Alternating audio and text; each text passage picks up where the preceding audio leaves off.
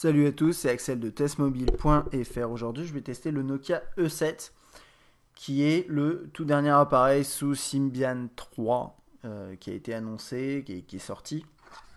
Enfin, qui est disponible, je crois, en précommande, mais qui devrait être disponible d'ici avril en France sur le site de Nokia.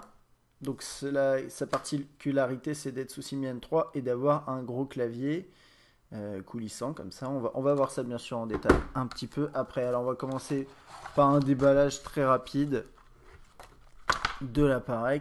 Enfin, de la boîte.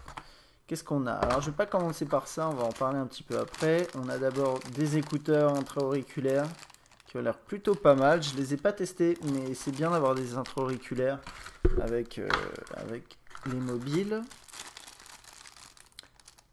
Un câble micro USB qui a l'air plutôt long, donc ça c'est bien également. Un chargeur un petit peu gros, mais basse consommation, donc c'est pas mal. Micro USB, donc ça c'est bien également. Et ensuite deux petits trucs sympathiques. Donc le premier, on va commencer par celui-là, c'est un câble qui permet de faire de l'USB on the go. Alors concrètement, vous connectez ici à un câble USB classique, là c'est du micro USB. Et ensuite, par exemple, si vous avez une clé USB, vous connectez avec clé USB ici, ensuite vous connectez votre E7 ici.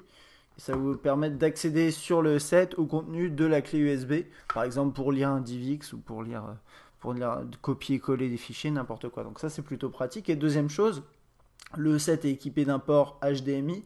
Et donc ça c'est l'adaptateur. Vous branchez le câble HDMI, le gros entre guillemets câble HDMI ici.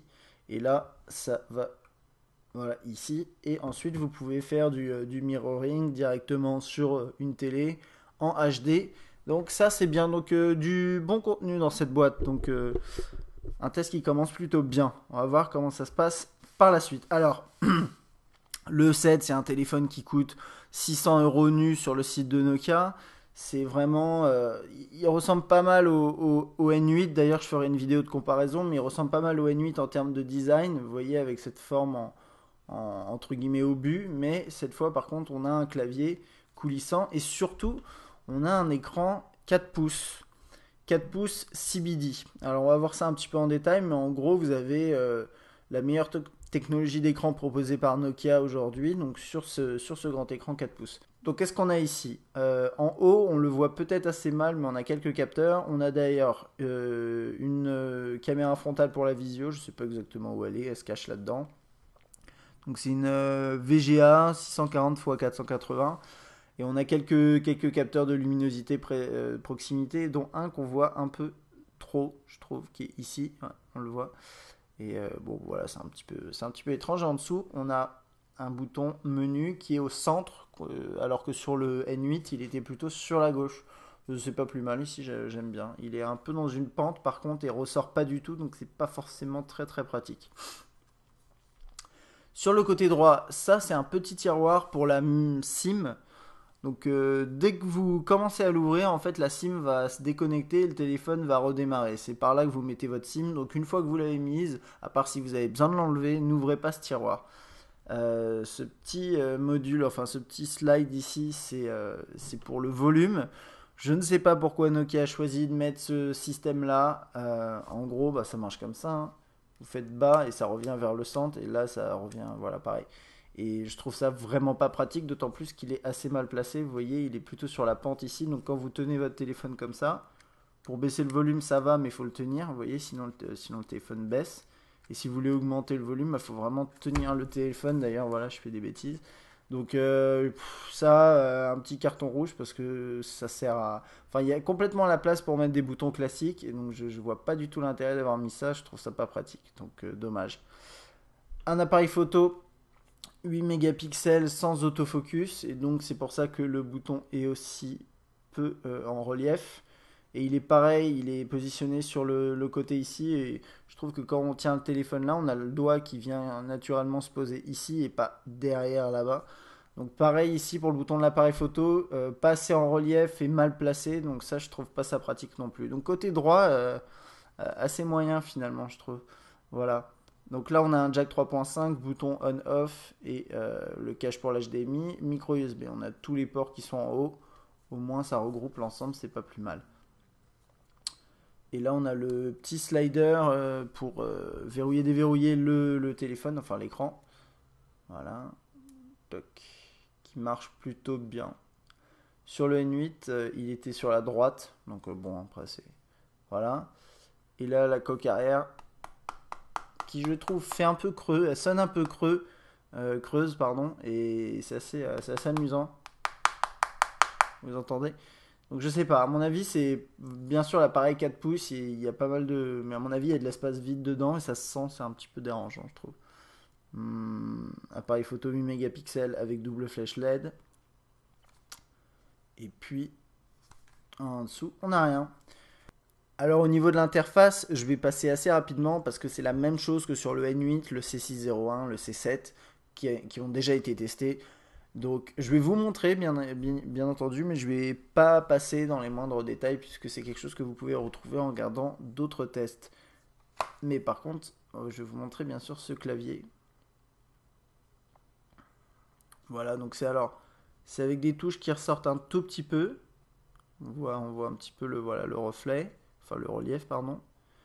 Le clavier en fait se loge dans un petit élément avec des rebords qui remontent comme ça. Au début, je me suis dit, zut, ça va être gênant, et en fait, pas du tout. Quand vous le tenez, l'appareil en main, en fait, ça tient très bien comme ça, voilà. Et donc, vos doigts vont se promener sur les touches, il n'y a aucun souci. Et je trouve à l'utilisation que c'est vraiment un excellent clavier. Nokia fait souvent de bons claviers physiques, et celui-là est vraiment pas mal. Alors, qu'est-ce que vous avez? Première chose, un élément qui fait que les claviers sont souvent mauvais, et ici, c'est pas le cas, c'est l'espace en haut, et l'espace en haut est suffisamment grand pour permettre aux entre guillemets gros pouces d'atteindre quand même les boutons là-haut. Donc ça c'est bien, il n'y a pas de souci. Ensuite, les touches quand vous appuyez, vous avez quand même un bon retour, un bon retour quand vous appuyez dessus. Vous n'avez pas de clic, de petits bruits, mais vous le sentez bien, donc c'est parfait, il n'y a pas de souci. Ensuite à droite, vous avez les quatre flèches. Entrée, un contrôle qui permet par exemple de faire CTRL-C, CTRL-V, copier-coller. Donc ça c'est quand même pas mal du tout. Ensuite vous avez bien sûr vous faites fonction et vous avez accès à tous les chiffres et tous les caractères spéciaux ici. Point positif, le hâte est en accès direct. Le point, je crois que c'est ici, ouais, aussi. La virgule également. Donc plutôt pas mal, hein. Plutôt pas mal du tout même ce clavier, je le trouve bien. Vous avez même le CCD qui est en accès indirect, mais qui au moins nécessite pas de passer par le menu des symboles. Voilà, je crois que j'ai tout dit là-dessus. La barre d'espace est suffisamment grande. C'est à peu près tout, on le verra en action un peu plus tard. Donc Symbian 3, qu'est-ce que vous avez? Vous avez un système de pages d'accueil. Donc trois pages d'accueil avec des widgets. Alors les widgets occupent chacun une zone bien délimitée qu'on peut visualiser en faisant comme ça. Et vous pouvez les déplacer un peu comme vous voulez au sein du même truc, mais vous ne pouvez pas les passer sur une page à droite. Il va falloir juste l'enlever. Dans ce cas-là, hop, en mettre un nouveau ici. Alors pour ajouter un widget, vous restez appuyé. Vous faites plus. Et vous sélectionnez votre widget. Alors il y a pas mal de widgets disponibles. Ça va dépendre. Là, par exemple, Communicator, ça c'est parce que c'est le E7, c'est la série plutôt entreprise. Donc vous avez une intégration avec Microsoft Communicator qui permet de discuter avec. Enfin, c'est un peu un module de discussion en interne pour les entreprises. À mon avis, c'est un outil réellement en interne pour le business. Donc c'est pas mal. Vous avez un JADA, gestionnaire Wi-Fi, email, heure, notification, etc. Alors, on va faire un petit tour des widgets qu'on peut avoir. Mais vous avez des widgets où vous pouvez mettre ici en haut tous les raccourcis que vous voulez vers des applications. Vous pouvez en mettre plein. Là, c'est le widget d'agenda qui est pas mal du tout, qui affiche la prochaine entrée. Ça, c'est les notifications. Donc, si par exemple quelqu'un m'appelle et que j'ai un appel en absence, je vais le voir ici. Ça peut être pratique. Ça, c'est pour les contacts en accès rapide. Mon widget email avec ici Gmail, on le voit à l'icône à gauche. Là, j'ai mon widget d'horloge qui est en bas. Je vais le remettre en haut, voilà. Et puis, c'est à peu près tout, hein, je crois. Là, j'ai un widget social avec Twitter.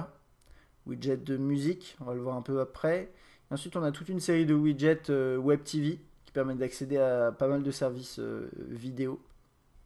Là avec CNN, National Geographic ici, ce genre de choses. Donc ça c'est pas mal du tout. Quand vous faites option, vous pouvez modifier l'écran d'accueil, ce qui revient à faire un appui prolongé et changer le fond d'écran.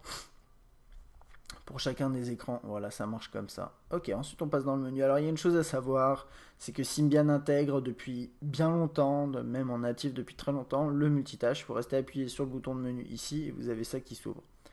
Alors ça c'est la version dans Symbian 3 visuelle. Vous pouvez fermer un processus ou y accéder. Là par exemple j'ouvre Ovistore et je vois qu'il y a un téléchargement qui n'a pas fonctionné.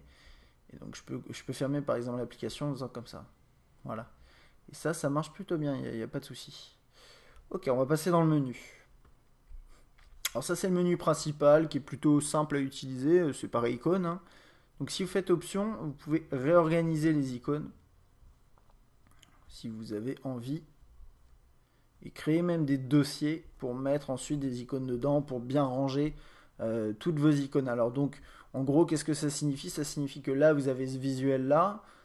Mais si vous avez envie de mettre vos applications de bureau dans un dossier à part et qui ne soit pas forcément celui-là, vous pouvez, il n'y a pas de souci, etc. Donc ça peut aller assez loin niveau personnalisation, mais ça reste limité à un système d'icônes, voilà. Assez classique finalement, mais qui fonctionne relativement bien, il n'y a pas de souci à ce propos. Ok, donc on va passer dans l'agenda, agenda qui s'affiche comme ça. Si je le mets en paysage, on a ça qui est plutôt bien. Donc là, j'ai une entrée le 16. Hop, on peut la lancer, voir ce que c'est. Voilà. Quand vous l'éditez, vous pouvez mettre pas mal d'informations. Vous voyez, pièce jointe, lieu, ce genre de choses. Ok. Je le fais dans l'ordre, même si c'est pas le plus logique, mais comme ça, j'oublie rien. Donc ça, c'est la galerie photo. Qu'on verra peut-être un peu plus en détail après avec la prise de photos, mais en gros c'est une galerie qui s'affiche comme ça, vous pouvez défiler dans les photos en faisant comme ça, et là vous voyez c'est quand même plutôt fluide. Alors là c'est des photos préinstallées donc elles sont peut-être un peu légères, je vais défiler un peu. Là c'est des photos que j'ai prises avec qui ont été prises avec mon réflexe, donc c'est des photos plutôt lourdes et vous voyez bien sûr on peut se mettre dans ce sens là également, et je viens de quitter ça, c'est pas grave. Hop, multitâche, tac. Vous voyez, c'est plutôt fluide. Pinch to zoom pour zoomer dans la photo, dézoomer. Pas de souci, ça marche bien. Vous restez appuyé dessus. Vous pouvez ensuite retourner à ça. Vous pouvez sélectionner différents fichiers pour ensuite les partager. Par exemple sur Twitter ou par email, par Bluetooth, etc. Il y a pas mal de possibilités. Sur Facebook aussi. Et là, il y a les vidéos là-haut. On regardera ça peut-être un peu après.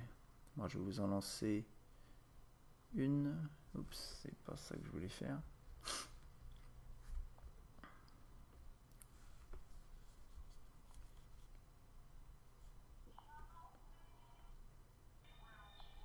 Voilà, donc ça, c'est ma vidéo de sample, enfin de qualité pour la vidéo. Je vous montrerai ça, c'est du 720p, c'est plutôt pas mal du tout. Et puis, c'est à peu près tout pour visualiser les photos. Contacts. Vous pouvez bien sûr ajouter des contacts, vous pouvez les synchroniser avec Ovi ici, mais vous avez aussi la possibilité de synchroniser avec Outlook ou avec Gmail. Enfin, de façon indirecte, vous pouvez synchroniser avec à peu près n'importe quoi. C'est juste que ce sera le plus simple. Le plus simple, c'est avec Ovi, et ensuite après, vous pouvez le faire avec d'autres systèmes. Et il faudra faire quelques configurations, mais si vous aimez, voilà, faire, si vous avez un peu de temps à perdre à faire ça, il y a pas de souci, ça marche bien après. Alors quand vous avez un contact, vous pouvez le lier à son homologue sur les réseaux sociaux pour avoir notamment son avatar. Alors je ne vais pas le faire là parce que j'ai personne à lier, mais vous appuyez là et vous pouvez le faire.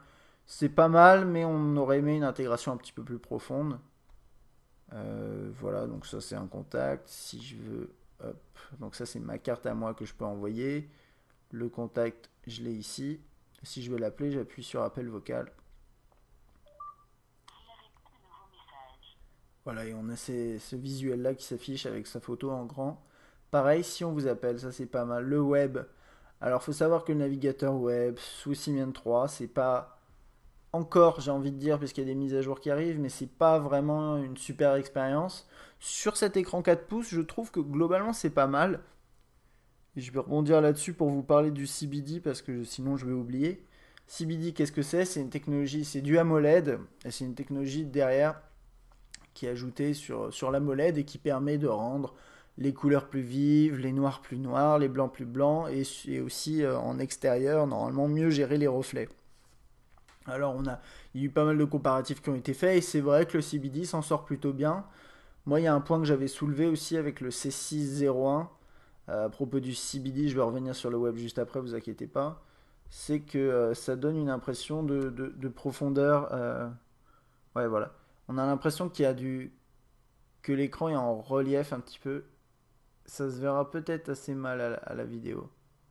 Mais ouais, non, ça se voit pas du tout à la vidéo. D'ailleurs, ça se voit un petit peu moins étrangement que sur le C601. Mais moi, ce qu'on voit là à l'œil nu, c'est que par exemple, le texte pour messagerie s'affiche deux fois avec une version qu'on a l'impression qu'elle est en dessous.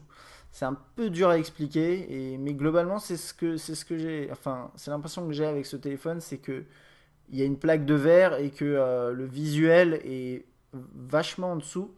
Et quand vous tournez l'écran, vous avez vraiment l'impression que, ouais, je sais pas, il y a un petit truc comme ça, il y a un décalage, on a l'impression. Ça se verra sûrement pas à la vidéo. C'est pas gênant, je vous le signale juste comme ça, parce que c'est quelque chose que j'ai vu directement et que je vois pas sur d'autres technologies d'écran. C'est une bonne techno, elle a quelques défauts quand même, voilà, c'est ça qu'il faut dire. Ok, donc là, je suis sur le web, expérience assez moyenne. Et surtout niveau interprétation, c'est pas tip top du tout. Là, je l'avais montré à chaque fois sur le N8 et sur le C6 et le C7. Mais en gros, voilà, par exemple, ça c'est une iframe. C'est quelque chose, c'est un bouton Facebook, c'est intégré dans beaucoup de sites internet. Et là, ça va s'afficher avec une bordure comme ça. Le titre qui est complètement écrasé sur la gauche pour une raison que j'ignore. Et c'est pas juste sur Test Mobile. Je vais aller sur un autre site pour vous montrer. Donc voilà, vous pouvez dézoomer, c'est pas très fluide. Vous voyez les défilements là, hop, ça c'est vraiment pas fluide du tout. Je vais aller sur Google et toc. Je vais vous montrer la saisie de texte un petit peu après. Je vais aller sur. Allez, on va tenter l'équipe, ça va être dur.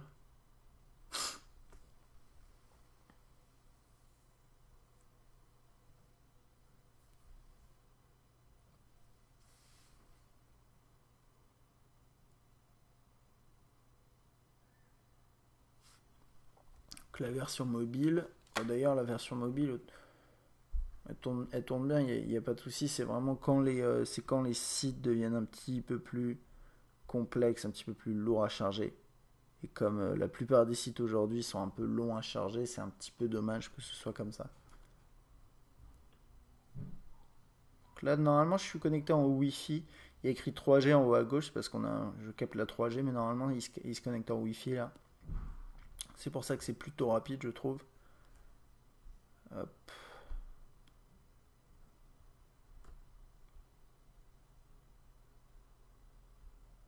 Allez. Ok. Bon, voilà, je suis sur le site. J'ai pas dézoomé encore à fond. Je vais voir si je peux. Ouais, je peux. Voilà. Donc là, je suis sur l'équipe. C'est bon, bien sûr, la dézoomer comme ça, c'est illisible. Alerte SFR, super. Euh, Toc. Ouais. Et normalement, les contenus flash sont lisibles, mais là, ça va être dur, hein. Vous voyez, j'essaye de zoomer et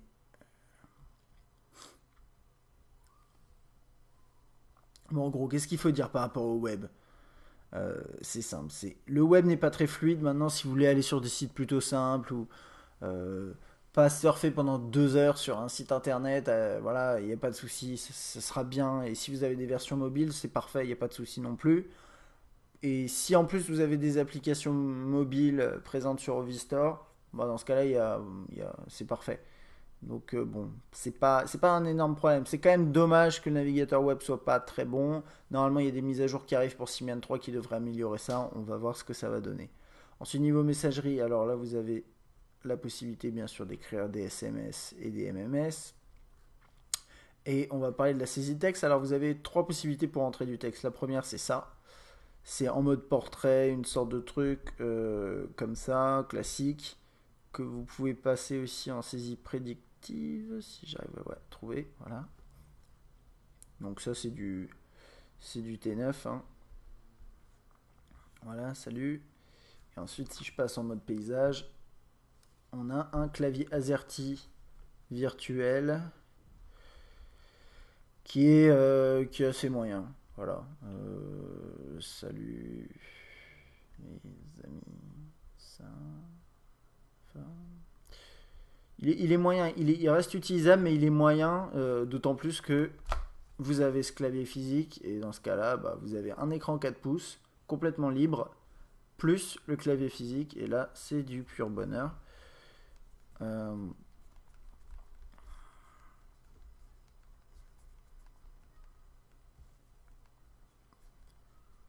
Vous avez le point ici en accès direct, je vous disais, le feeling est vraiment bon, il n'y a pas de souci. Que dire de plus? Alors je voulais vous montrer, si je reste appuyé sur Shift et que je fais les flèches, voilà, je peux sélectionner. Ça, vous voyez assez mal là, ouais, la caméra, mais je sélectionne. Ensuite, après, je peux faire CTRL C, voilà, texte collé, et ensuite CTRL V. Coller du texte, copier-coller du texte directement dans le SMS, enfin, c'est dans le message. Ça, c'est plutôt bien. Voilà, je vais pas le garder. Ensuite, après, vous avez un système de conversation pour les textos. On va repasser en mode portrait. C'est des bulles. Voilà. Donc, toc, bulle. Ensuite, vous faites taper pour écrire. Vous pouvez écrire votre texte. Super. Faire envoyer. Ça va vous l'envoyer avec une deuxième bulle comme ça. Donc, sous forme de discussion, ce qui est tout à fait correct. Et là, vous avez, enfin, ce qui est même très bien, hein, je dis correct, mais c'est un système qu'on voit de plus en plus et qui marche très bien. Donc, réponse. Ça, vous pouvez mettre des smileys également. Alors, ça va dépendre des mobiles. Après, ils vont s'afficher plus ou moins bien, soit sous forme de texte, soit sous forme d'image, mais c'est en fonction des différents terminaux. Est-ce qu'ils acceptent ou pas les smileys? Et puis, sinon, mes messages reçus de façon plus traditionnelle ici. Moi, je préfère quand même conversation, mais après, vous avez la possibilité d'utiliser les deux et quelques dossiers pour retrouver vos messages assez facilement. Ensuite, vous avez la lecture musicale. Ça se passe ici. Alors, je suis passé un petit peu vite là, mais je vais retourner dedans. Vous avez la radio également, radio FM et Ovi Music c'est une plateforme qui permet d'acheter de la musique en ligne. Voilà. Donc, dans le lecteur audio, vous avez ça par défaut, artiste et album. Le reproche que je fais à chaque fois au lecteur musical, c'est le fait de ne pas avoir de catégorisation par artiste directement. Et il n'y en a pas, quoi. Vous avez artiste et album, donc c'est-à-dire, en fait, vous avez par exemple Keen Perfect Symmetry, et si Keen avait un deuxième album, il afficherait une deuxième ligne à côté. Ce genre de choses. Donc ça me dérange un peu. J'aimerais bien pouvoir vraiment écouter un artiste entier. Dans ce cas-là, il faut faire des listes de lecture. Chose à savoir, normalement, c'est que voilà, vous avez une fonctionnalité podcast. Et c'est la même chose que sur le N8. Vous pouvez pas l'utiliser. Elle est présente, mais pas fonctionnelle. Je ne sais pas pourquoi. Vous pouvez accéder à tous vos morceaux ici, faire lecture aléatoire. Les pochettes s'affichent s'il y en a une. Voilà. Allez, on va rentrer dans un album. Quand vous êtes en portrait et que vous rentrez dans un album et artiste, vous avez ça qui s'affiche en haut, qui permet de naviguer à nouveau parmi les albums et artistes. Et ça, c'est encore quelque chose que je trouve pas logique. J'aime bien, ça marche très bien, mais pourquoi on l'a pas directement ici?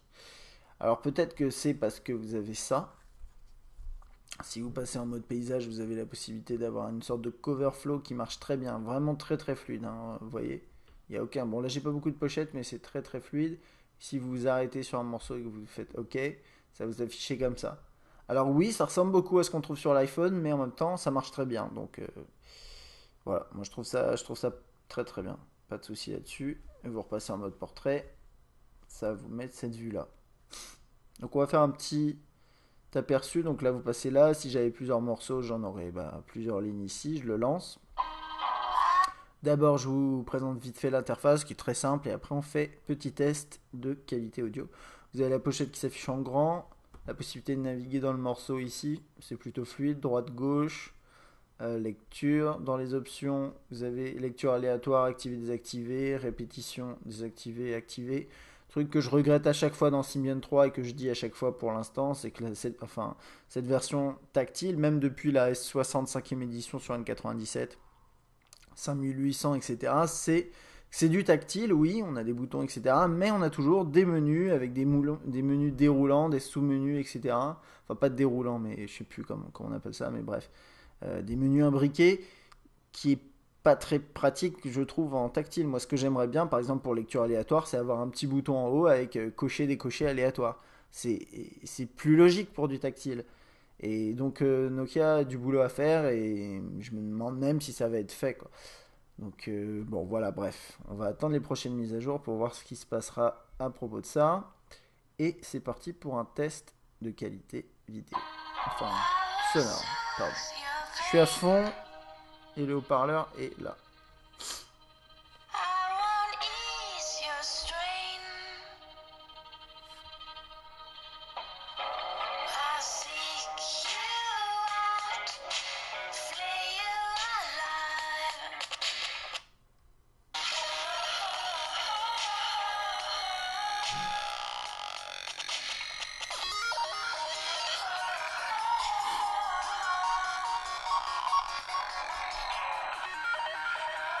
Vous avez vu quand je pose l'appareil sur une surface, le son est un peu étouffé.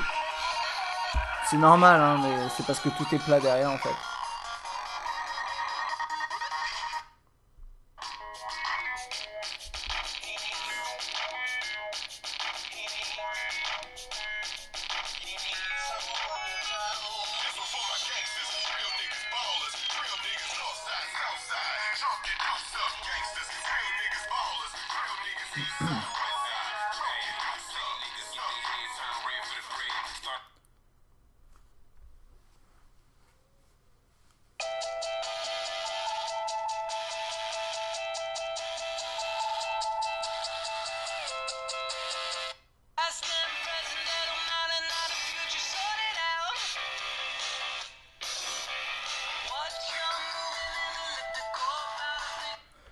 Moi je trouve que la qualité du haut-parleur sur le set est plutôt bonne. C'est-à-dire qu'on on a plutôt de bonnes basses. C'est pas excellent, mais c'est mieux que ce que j'ai vu sur tous les derniers appareils que j'ai pu tester. C'est mieux. Euh, on a quand même une profondeur dans le son, on a des bons aigus, des bons graves. La puissance n'est pas réellement au rendez-vous, mais ça reste acceptable. Je ne sais pas si on attend après, où est-ce qu'on a envie que ça aille en termes de puissance. Est-ce qu'on a envie que ce soit vraiment puissant, que ça remplace sa stéréo? Non, c'est pas vrai. Donc ça reste bien. Et je trouve que niveau qualité, le son est bien. Et même sur des morceaux. Alors j'ai pas testé le morceau qui fait. Et d'ailleurs, je vais le lancer pour voir.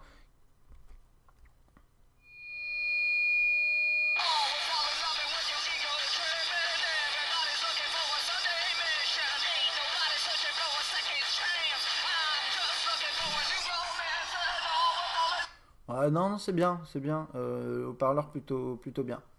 Ok. Donc ça c'était pour la musique et d'ailleurs hop, la musique est lancée, je reviens en arrière et j'ai le widget musical qui me permet de contrôler la musique. Donc quand vous êtes dans le train, ce genre de choses, c'est pratique. Ovi-Store qui permet de télécharger des applications, des jeux, des thèmes. Il y en a un peu de thèmes et d'autres contenus comme des fonds d'écran, des vidéos, des choses comme ça. Mais c'est surtout pour les applications et les jeux, hein. Donc là, c'est en train de charger. Ça, c'est une petite reproche que je pourrais faire à toutes les applications natives Nokia, mais c'est que globalement, quand vous chargez une application, il y a toujours un écran de chargement. C'est lent et ça met un peu, voilà, ça met un peu de temps à arriver. Ça donne l'impression que l'application est lente, alors qu'en fait, finalement, non, l'application est fluide, mais c'est le chargement qui est un peu lent au début. C'est un petit peu dommage. Donc, bon, je ne vais pas la passer en revue. En plus, je ne suis pas connecté à mon compte, mais vous connectez sur vos comptes, vous pouvez télécharger des applications. Moi, je trouve que, voilà, Ovistor, la toute première version sur le N97, le 5800, elle était vraiment c'était vraiment pas terrible. Et là, on a quand même une version intéressante qui est fluide, qui marche bien. Il y a quelques bugs de temps en temps, mais globalement, même la recherche a été améliorée. Donc ça, je dis, pas grand chose à dire, c'est plutôt bien. Et en plus, vous avez une interface web sur votre navigateur d'ordinateur. Ovimaps que je ne vais pas lancer. Pourquoi? Parce que j'ai pas le temps de vous montrer tout à fait Ovimaps, mais si vous regardez mon test sur le Nokia N8, c'est exactement la même version. Je vous mettrai un lien sur testmobile.fr dans le test. Et Ovimaps, pour moi, c'est réellement une excellente solution gratuite et illimitée dans le temps, et peu importe où vous êtes d'ailleurs, de guidage GPS. C'est une des meilleures sur le marché avec Nokia Maps, Nokia Maps, avec Google Maps, pardon, qui aujourd'hui pour Android commence à devenir réellement intéressant. Donc il y a ces deux solutions-là, et je trouve que Nokia est encore leader là-dessus. Euh, voilà, plus ou moins leader. Moi je trouve que ouais, quand même, ils sont au même niveau aujourd'hui. Voilà. Mais c'est une très très bonne solution. Réseaux sociaux. Donc pareil, je vous disais, des écrans de chargement. Je veux juste accéder aux réseaux sociaux et j'ai un écran de chargement qui s'affiche. J'aurais même préféré qu'il s'affiche rien, ou je sais pas. Je sais pas trop quoi, qu'est-ce qu'il peut faire là-dessus. Alors ça, c'est une application qui permet d'aller sur Twitter, qui est native, donc qui permet une intégration dans le téléphone. Elle est pas mal, mais je préfère largement utiliser une application comme Gravity, même s'il faut payer, je sais plus combien elle coûte, genre 8 euros, quelque chose comme ça. Vous avez vos mentions, vous pouvez envoyer des photos, etc. Alors elle est bien, hein, c'est un bon début, mais si vous voulez aller plus loin, n'utilisez pas ça. Utilisez Gravity ou similaire. Quand je dis similaire, en fait, il n'y a pas énormément d'applications. En fait, souvent sur Ovistore, vous avez une application qui va sortir du lot pour faire une chose et qui va être réellement bien. Donc, par exemple, Gravity. Et puis après, les autres derrière suivent un petit peu derrière, alors que sous Android ou sur iPhone, vous avez plusieurs applications qui permettent de faire la même chose, dont peut-être il y en a, imaginons qu'il y en ait 10, il y en aura 3 qui seront superbes et le reste qui sera un peu moyen sur Ovistore. Si vous en trouvez une, ce sera la seule qui sera réellement bien. Alors, il y a des exceptions bien sûr à ce que je suis en train de dire, mais ça c'est dû au fait que la plateforme Ovistore, il y a moins de développeurs, enfin il y en a beaucoup, mais il y en a quand même moins que pour iPhone et Android, il y a moins d'applications, etc. Donc globalement on trouve un peu moins de qualité, mais vous pouvez quand même trouver des applications sympathiques si vous cherchez bien. Et si vous sortez aussi de Vistore, parce que ce qui est intéressant avec Symbian, c'est un système ouvert, vous pouvez installer des applications qui viennent d'en dehors, qui sont distribuées librement sur Internet. Voilà. Là, dans le dossier bureau, vous avez un gestionnaire de fichiers, Notes, Quick Office, pas mal de choses, communicateur dont je vous parlais au début. Et puis, on va terminer rapidement avec les applications. Je vais vous montrer aussi les emails. Donc, je vais passer par le widget après. Horloge, mise à jour, important. Vidéo, vous pouvez lire des DivX et des Web TV. Je vous ai montré ici, mais je vais vous montrer rapidement ce que ça donne en DivX.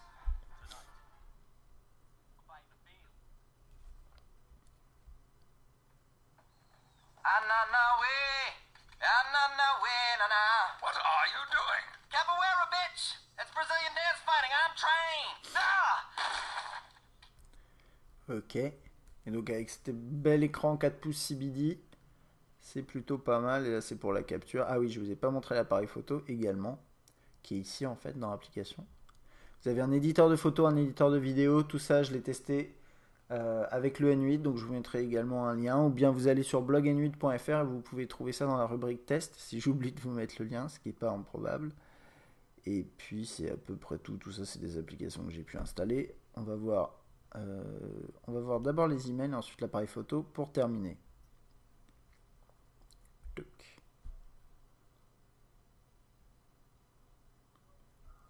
ça, c'est l'application d'email qu'on trouve préinstallée dans le téléphone, qui est plutôt pas mal, qui permet, voilà. Donc là, par exemple, j'ai configuré un compte Gmail, mais je pourrais configurer d'autres comptes. Elle manque un peu de fluidité, je trouve. Vous voyez, le défilement, il est un peu saccadé. Tout à l'heure, je défilais, j'ai ouvert un mail, alors que c'était pas vraiment ce que je voulais faire. Mais ça reste correct. Alors, c'est trié. Ce qui est pas mal, c'est que là, ici, c'est trié par date. Vous pouvez régler ça. Ici, vous pouvez régler par expéditeur, sujet, suivi, priorité. Pas mal de choix. Là, vous pouvez accéder à vos différents dossiers. Et là, vous pouvez écrire un mail. Et donc, bien sûr, là, on va utiliser le clavier. Un truc que je voulais vous dire, là, j'ai réussi à le faire parce que j'ai l'habitude, mais ouais. Moi, je sais que sur la N97, ce que j'aimais bien, c'est la possibilité d'ouvrir à une main très facilement le clavier. Et là, c'est possible, il n'y a pas de souci, mais c'est juste un peu plus compliqué que sur la N97 parce que la zone ici est bien arrondie, bien lisse, et avec le pouce, faut vraiment, c'est une question d'habitude, je pense.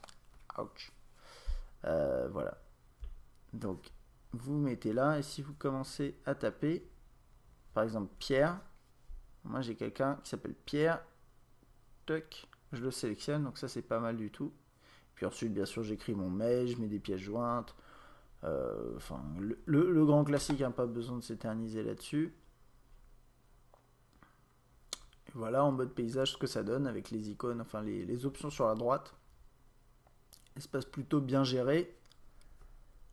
Pinch to zoom qui permet de zoomer, dézoomer dans l'email. Email HTML. Et on peut bien sûr télécharger les pièces jointes.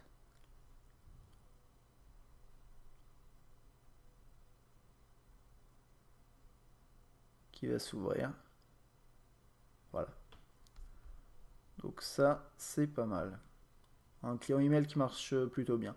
C'est moins bien que, d'après moi, un client Gmail en natif sur Android, mais ça reste bien, et en tout cas, ça reste bien mieux que ce que Nokia proposait avant. Donc bon. Et puis voilà, et puis finir l'appareil photo. Donc, appareil photo sans autofocus. Ça, c'est important. C'est du 8 mégapixels, ce qui est bien, mais sans autofocus. Ça veut dire quoi? Ça veut dire que c'est sans autofocus, c'est focus fixe. En gros, vous pouvez pas prendre de photos macro, vous pouvez pas prendre de photos à peu près moins d'1 mètre. C'est pas une science exacte, ce que je dis, c'est pas un chiffre exact. Mais vous pouvez vous rapprocher un petit peu, zoomer, tester des trucs, mais vous pouvez pas vous mettre vraiment près. Pour prendre une photo, soit vous appuyez là, wow, le flash, double flash LED plutôt efficace, soit vous appuyez là. Voilà, et vous voyez, c'est plutôt rapide, hein. Il y a réglage du flash ici, avec un mode yeux rouge. Quelques paramètres là, toc, avec un mode. Donc, un mode, plusieurs modes, mode scénique. C'est là-dedans qu'on trouve normalement le macro, mais comme là il n'y en a pas, vous ne l'avez pas. Automatique, définir. Manuel, là, ça, portrait, paysage, nuit, portrait, nuit. Ok, super. Détection de visage, vous avez une grille, retardateur, changer l'état de couleur, équilibre des blancs, exposition, ISO, contraste, netteté. Pas mal de choix quand même. Et dans les options là, quand vous allez ici, vous avez la possibilité de passer en 8 mégapixels ou de baisser si vous avez envie. Et quelques informations supplémentaires. Et vous avez le zoom ici. Oups. Mais vous pouvez également zoomer avec le bouton d'appareil photo, enfin le bouton de volume. Et bon, ça marche bien, mais pour le volume, en tout cas, c'est pas top, hein, comme je vous disais. Vous pouvez aussi utiliser le viseur secondaire. On va se voir donc. Salut. Voilà. Et je crois qu'on a fait le tour. On a fait le tour en tout cas pour la photo. Je vous mettrai bien sûr des photos sur le test écrit. Oh là, le focus a du mal à se faire sur la vidéo. Ok, là vous pouvez désactiver le flash. Enfin, ouais, c'est le flash pendant que vous filmez. Voilà, c'est ça. Pendant que vous filmez, ça met une sorte de flash. Ce qui est intéressant, c'est que pendant que vous filmez, vous pouvez mettre pause et continuer. Et donc ça fait un seul fichier. Ça, j'aime bien. Voilà, et à la fin, vous pouvez la partager ou l'éditer directement dans l'éditeur vidéo ou la supprimer. Ici, j'ai différents modes scéniques également, faible luminosité, nuit, équilibre des blancs, teinte des couleurs, accéder à mes photos. Et dans les paramètres, je peux régler ici et mettre haute définition. Haute définition, c'est 720p. Stabilisateur vidéo, je l'avais activé. Donc dans l'exemple vidéo que j'ai mis que je vais mettre sur le test, il y aura, c'est du 720p, il y aura la stabilisation vidéo, enregistrement du son bien entendu, et puis voilà. Ça c'est bien. Et en vidéo, bon, il n'y a pas d'autofocus pendant que vous filmez. Par contre, j'ai vu que quand on zoome, c'est du zoom digital, mais il y a un processus qui se passe qui retraite un petit peu l'image en direct et qui essaye de limiter un petit peu le nombre de pixels à écran ou bien limiter l'effet de bruit. Je sais pas trop comment ça se passe, mais vous verrez ça dans la vidéo d'exemple. C'est plutôt bien, je trouve. Et le rendu globalement est bon. Voilà, bon, j'ai terminé globalement pour mon test du E7. Si vous voulez compléter ce test, vous avez plusieurs possibilités. La première étant de lire le test du C601, mais surtout je pense que le test le plus important c'est le test du N8 qui est disponible sur Test Mobile. Si vous voulez aller encore plus loin sur Symbian 3, allez sur blogn8.fr qui parle du N8, mais les applications sur le N8 sont compatibles avec le E7, donc il n'y a pas de souci. Et posez des questions dans les commentaires, ce genre de choses. Voilà, donc ça c'était pour mon test du E7. Si vous avez des questions, comme d'habitude, laissez un commentaire sur YouTube, sur Test Mobile, ou bien si vous voulez aller sur blogn8.fr et laisser des commentaires, vous pouvez le faire également. À bientôt.